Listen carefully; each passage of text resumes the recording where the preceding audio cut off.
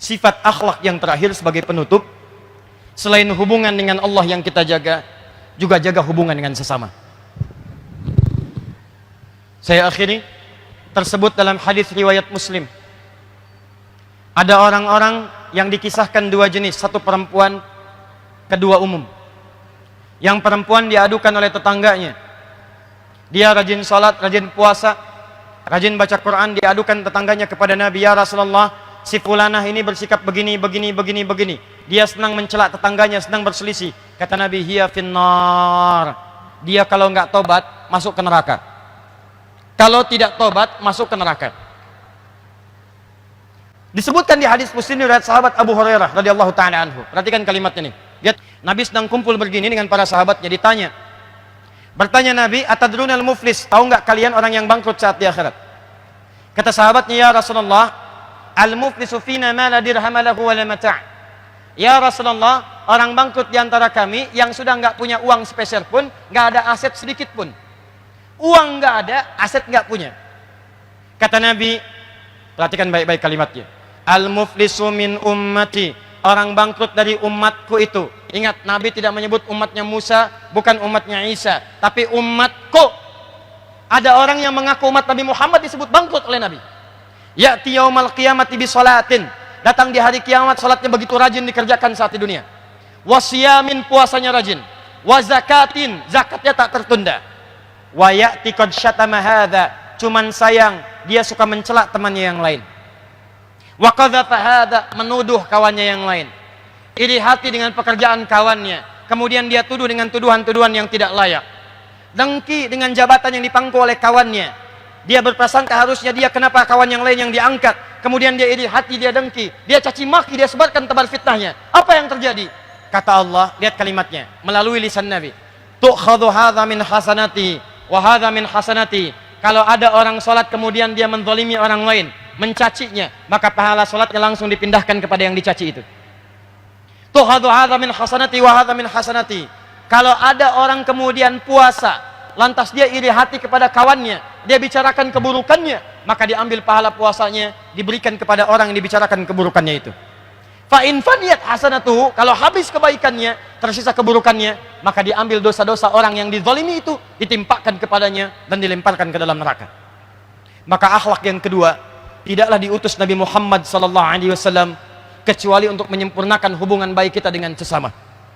Maka kali ini saya ingin mengajak kepada kita semua, bukan cuma kita rajin salat, rajin puasa, rajin baca Al-Quran, tapi bagian yang kedua ini yang tidak kalah penting. Orang yang bisa mempraktekkan ini, maka dijamin oleh Allah langsung di Quran surah ketiga, ayat 133 sampai 134, paling kanan sebelah atas di mushaf. Allah akan tempatkan orang ini di sebuah surga yang luasnya seluas langit dan bumi. Kalau nggak percaya, silakan. Anda amalkan, berdoa, cepat meninggal. Begitu Anda selesai, kembali kepada Allah. Seluas langit dan bumi. Mau maraton, silakan, nggak ada ujungnya. Mau koprol, bebas. Apa amalannya? Amalan pertama, alladzina yunfiquna fis sarra'i wad dharra. Dia gemar berbagi dengan sesamanya. Maka ayo praktekkan. Teman-teman yang di provinsi, begitu dapat tambahan, dapat promosi, dapat macam-macam, ayo silakan infak. Ajak teman-teman, syukuri. Boleh jadi Anda naik jabatan itu bukan karena Anda hebat juga, karena teman-teman Anda membantu Anda. Kalau nggak ada tukang fotokopi, bagaimana naskah-naskah Anda itu bisa diperbanyak? Kalau nggak ada yang ngetik, kalau nggak ada yang nyediain komputer, kalau Anda haus nggak ada yang nyediain teh, bagaimana Anda bisa menunaikan tugas dengan baik? Makanya adabnya kata Quran, begitu mendapatkan rezeki lebih dari Allah, bagi dengan sesamanya. Bahkan dalam hal ini jangan pisahkan non-muslim. Mungkin di sini ada pegawai yang non-muslim, begitu Anda dapatkan rezeki, bagi. Yuk ajak, makan yuk, Masya Allah. Tumben baik hari ini. Bukan tumben, tapi Allah memerintahkan saya untuk berbagi. Begitu mendengar kalimat Allah dalam jiwanya, boleh jadi hidayah akan terpajang dalam dirinya. Allah, besoknya dia panggil lagi, Pak, kenapa? Apa Allah belum perintahkan untuk berbagi hari ini? Anda silahkan cek. Banyak hadis-hadis Nabi itu mendorong kita untuk berbuat baik dengan sesama. Jika seorang makan makanan, masak makanan, baunya sampai ke tetangganya, maka berikanlah bagian tetangga itu, walaupun cuma kuahnya, hafal tuh dengan kuahnya. Tapi awas, jangan salah cara mengamalkan. Anda yang makan ayamnya, kuahnya bagi orang, bukan. Dilihat bagaimana indahnya dalam Islam. Begitu Anda masak, sampai baunya ke tetangga. Bagi, kata Nabi. Dia punya hak, dia merasakan baunya. Tapi saya tanya pada Anda, apakah Nabi mengatakan kalau tetangga Anda Muslim saja? Tidak. Ini Anda pulang nih. Tetangga Anda samping ada yang Kristen, sampingnya lagi Hindu, sampingnya lagi Muslim. Anda pulang dari sini masak opor ayam. Baunya ngalir ke semua rumah tadi. Yang Kristen dapat baunya. Yang Hindu dapat baunya. Yang Muslim dapat baunya. Nabi mengatakan bagi, jangan pisahkan mereka semua. Bagi satu-satu. Indah. Betapa tinggi nilai dalam Islam. Dan jangan dilewatin. Anda masak opornya, Kristen mah Hindu dilewatin. Islam yang dikasih. Keluar yang Kristen, Pak, opornya enak ya. Emang enak, Pak. Luar biasa. Cuman sayang, Bapak kafir. Oh. Tidak. Kasih. Begitu Anda bagikan, maka dicatat pahalanya. Kalau Anda berikan ada tenaga dipakai sholat, Anda dapatkan pahala sholatnya. Anda berikan pada penghafal Quran, diberikan mushaf, begitu dibacakan oleh orang ini, setiap hurufnya 10 pahala untuk Anda. Nih, modalnya 50.000. Simpan mushaf di masjid nih. Begitu Anda simpan, dibaca oleh seseorang, satu huruf aja, satu huruf, baca satu huruf, turun At-Tirmidzi nomor hadis 2910.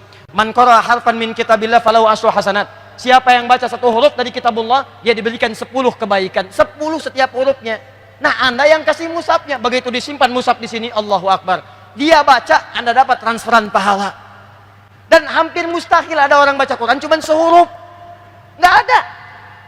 Ini mushaf siapa yang kasih? Pak Gubernur. Ah, udah banyak pahalanya. Saya kasih sehuruf aja lah. Nun. Dah. Nggak bisa. Orang pasti bacanya itu banyak ayatnya. Karena itu, maaf, ketika saya tutup dengan sebuah hadis, ketika Anda ingin menjadi umatnya Nabi Muhammad SAW, Anda hadirkan dengan nama maulid atau mauludnya. Anda ingin berakhlakul karimah, maka pesan Nabi, jaga hubungan dengan Allah. Saya pun Nabi, kata Nabi, tapi saya tetap sholat tahajud. Saya Nabi, saya pun tetap mengeluarkan infak. Saya Nabi, saya pun tetap berikan kebaikan kepada umat dan kawan-kawan. Saya Nabi, saya berikan harta dan hak-hak keluarga. Maka tanamkan nilai kedekatan dengan Allah. Yang kedua, jaga hak-hak lingkungan sekitaran kita. Orang tua, teman-teman, tetangga, kerabat. Kalau itu semua kita praktekkan, insya Allah keberkahan akan diturunkan di lingkungan kita semua.